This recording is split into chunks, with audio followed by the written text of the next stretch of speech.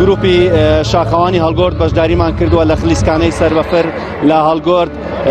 گروپەکەمان ئەوە 2 ساڵە دامەزراوە، گروپێکی خۆبەخشە و بەڵام بەهۆی نەبوونی کەلوپەلەوە ئێمە ناتوانین تدریبەکان باش بکەین و بەڵام ئەو کەلوپەلانێکی ئێستا ئێمە بەشداریەکەن لە خلیسکانایی کۆڕەکە و هێوادارم دەستەی گەشت و گوزار بتوانێت کەلوپەلی خلیسکانەمان بۆ دابین بکات و بۆ ئەوەی ئەمەش وەکو تیمەکانی تر باش بین، بەڵام تیمەکەمان سەرەتایە و هیوادارم ساڵانی تر بتوانین باشتر بین و وەکو یارزان.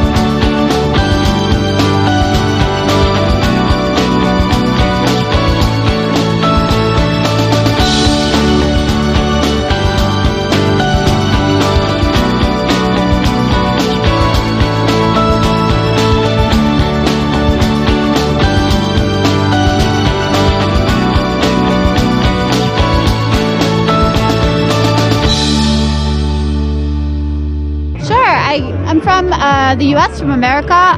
I really like to ski and like to explore mountains, so it's been really wonderful to see the mountains here and to ski here. I think it's been a really great experience so far.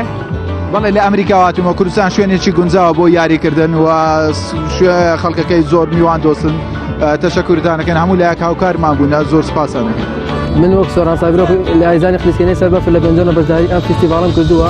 ئەم فیستیڤاڵ ئەم یاردە چێژێکی تایبەتی هەیە، بەڵام بەداخۆ لە پێنجۆن شوێنی وامان نییە کە بتوانین برۆ بە کارەکەمان بدەین. ئێمە هاتین بۆ چیای کۆڕەکە ئێرە شوێنی خۆش شوێنی باشی هەیە. ئەگەر لە پێنجۆن ئەمە شوێنی وامان هەبێت ئەتوانین زیاتر سەرنجی گەشتیاران بۆ وڵاتەکەمان ڕابگەشین. هەروەها زۆر سپاسی مامۆستا زانیار دەکەم کە وەکو ڕاهێنەر لە 2011 ڕاهێنەری ئێمە بووە.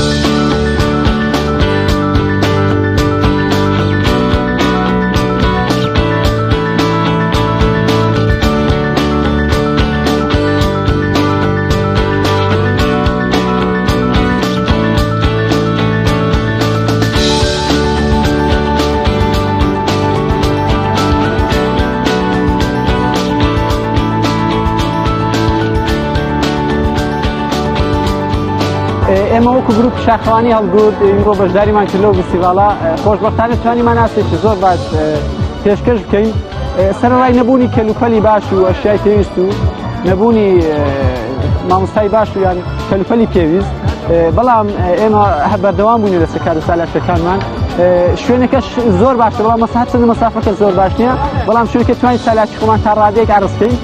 من وەکو یاریزانێکی یاری خلیسکانەی سەربەفر و سەر بە گروپی یاری خلیسکانی سەربەفری پێنجۆن بەشداریمان لەم فستیڤاڵە کرد. فستیڤاڵێکی زۆر بەچێژ و نمایشەکان زۆر شاز بوون. سپاس بۆ سەرکردەی چیای کۆڕەک و سپاس بۆ سەرجەم ئامادەبووان. سپاس بۆ ئێوەش.